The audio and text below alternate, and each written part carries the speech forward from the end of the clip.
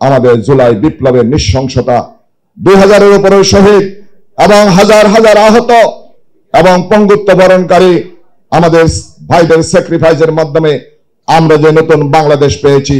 সর্বশেষ আমি বলবো, দ্বিতীয় স্বাধীন বাংলাদেশ, নতুন বাংলাদেশ, যেই পেশিবাদ 2006 সালে 28 অক্টোবর যেই পেশিবাদের পাটাতন তৈরি হয়েছিল, ওই পেশিবাদ যেই রূপে, যেই আল্পনা কল্পনা চিন্তা ধারণা নিয়ে আবার নতুন ডাইমেনশনে বাংলাদেশে আসার চিন্তা করছেন, আপনারা বোকার স্বর্গে বাস করছেন। আমরা বলছি, আমরা ওই দিন গাজী হয়েছি, আমরা শহীদ হই নাই। আমরা শহীদ হওয়া পর্যন্ত আমাদের শহীদের উত্তরসূরিরা এখনো বাংলাদেশে বেঁচে আছে। আমাদের 28 অক্টোবর শহীদের উত্তরসূরিরা বেঁচে আছে, 24-এর উত্তরসূরিরা বেঁচে আছে। আমরা দেখছি এখনো বাংলাদেশের রাজনীতির ময়দানে ওই দিন লগি বৈঠা দিয়ে মানুষ হত্যা করা হয়েছে। এখন দেখা হচ্ছে নতুন ভার্সন, সেটা পাথর দিয়ে মানুষ হত্যা করা হচ্ছে। দুর্ভাগ্য আমাদের এই জাতির।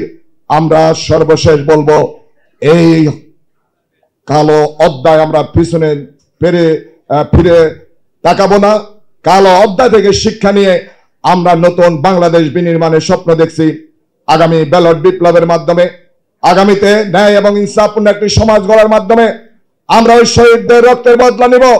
এবং বর্তমান ইন্টারিম গভর্নমেন্টকে একটা দাবি বলে আমি বিদায় নিচ্ছি, আপনারা অবশ্যই যদি আপনি নিরপেক্ষ হন, আপনারা যদি অবশ্যই বাংলাদেশের মানুষের জন্য কাজ করেন, গণতন্ত্রের প্রতি সম্মান দেখান। আপনারা অনেক মামলা নিষ্পত্তি করেছেন।